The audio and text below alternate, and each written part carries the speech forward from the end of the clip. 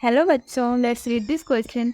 The question says, if a chord which is not a tangent of the parabola y square is equals to 16x has the equation 2x plus y is equals to t and midpoint h comma k, then which of the following is are possible values of p comma h and k?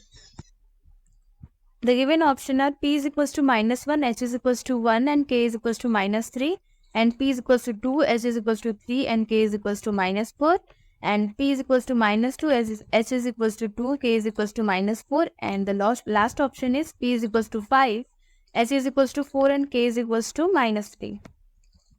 Now let's see the key concept for the question. So यहाँ पे हमारा जो key concept use होगा वो है equation of chord of the parabola. It is equation of chord of parabola जिसका कि हमारे पास मिड पॉइंट है. पैराबोला है हमारा y square is equals to 4ax and whose midpoint is midpoint हमें given है which is x1 comma y1. So let's suppose ये हमारा पैराबोला है y square is equals to 4ax और ये हमारा इसका कॉर्ड है और यहाँ पे हमारा इसका मिड पॉइंट है which is x1 comma y1. सो इसके लिए हमारा जो इक्वेशन होता है वो होता है y into y1 minus 2ax bracket x plus x1 is equals to y1 square minus 4ax1. So this is the key concept which we will use. Now let's solve the question. So question में हमें given है equation of parabola. So equation of parabola हमें दिया है y square is equals to 16x. So हमारा standard form होता है parabola का. Standard form हमारा होता है y square is equals to 4ax. So अगर हम लोग compare करते हैं so हमें a की value क्या मिल जाएगी? On comparing 4a is equals to 16, so a is equals to हमें मिल गया 4.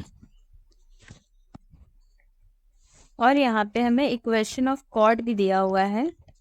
सो equation of chord is 2x plus y is equals to t.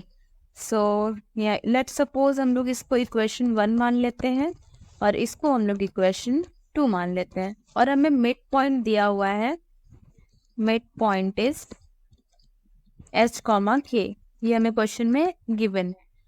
It is h comma k. सो अभी हमने की कॉन्सेप्ट में देखा था कि हम लोग इससे अपना इक्वेशन ऑफ कॉर्ड कैसे निकालेंगे. सो अब हम लोग इक्वेशन ऑफ कॉर्ड निकाल लेते हैं. Equation of chord at midpoint at midpoint h comma k to the parabola. So इसके लिए हम फॉर्मूला ऑलरेडी लिख चुके हैं. सो यहाँ पे मैं डायरेक्ट वैल्यूज लिख रही हूँ. इसको हम लोग ऐसे डिनोट करते हैं t is equals to s1 से हम लोग डिनोट करते हैं और हम लोग फॉर्मूला लिख लेते हैं k into y minus 8 into x plus h is equals to k square minus 16h हो जाएगा. सो इसको हम लोग सॉल्व करते हैं नेक्स्ट पेज पे. सो यहाँ पे हमारा क्या हो जाएगा, इसको सॉल्व करेंगे तो हमें k Y minus 8x minus 8h हमने मल्टीप्लाई कर दिया is equals to k square minus 16h. अब हम लोग इसको इक्वेशन के फॉर्म में लिख लेते हैं. सो हमारा क्या हो जाएगा k Y minus 8x plus 8h क्योंकि 16h इसमें ऐड होगा तो 8h प्लस 8h हो जाएगा minus k square is equals to 0. So ये हमें मिल गया. उससे हम लोग इक्वेशन थर्ड मान लेते हैं. तो अब हम लोग इसको इक्वेशन सेकेंड से कंपेयर कर लेते हैं. सो कंपेयरिंग इक्वेशन थर्ड, क्योंकि ये भी हमारा कॉर्ड का इक्वेशन है और इक्वेशन 2 भी हमारा कॉर्ड का इक्वेशन है. Equation third with equation second. With equation second, equation second हमारा 2x plus y minus k is equals to 0 है.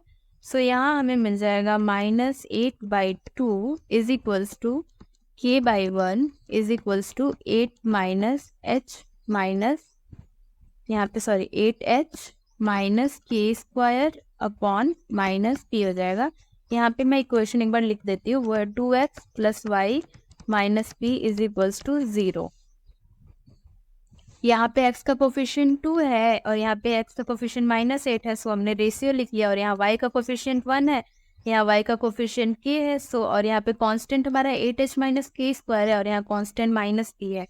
सो यहाँ पे हमने यहाँ पे अपना कंपेयर करके इक्वेशन लिख लिया। अब हम लोग यहाँ पे इक्वेट कर देते हैं। पहले -8/2 को हम लोग k/1 के इक्वल रख देते हैं। सो यहाँ से हमें k की क्या वैल्यू मिल जाएगी, we get k is equals to -4।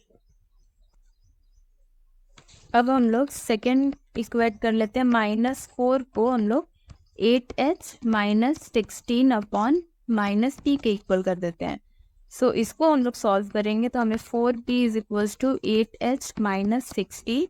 अगर हम लोग 4 कॉमन कर लेते हैं तो p is equals to 2h minus 4 मिल जाएगा। सो यहाँ से हमें इक्वेशन मिल जाएगा p minus 2h is equals to -4। So इसको हम लोग मान लेते हैं इक्वेशन 4। सो अब हम अपने इक्वेशन को ऑप्शन से वेरीफाई करते हैं, देखते हैं कौन सा ऑप्शन मैच करता है।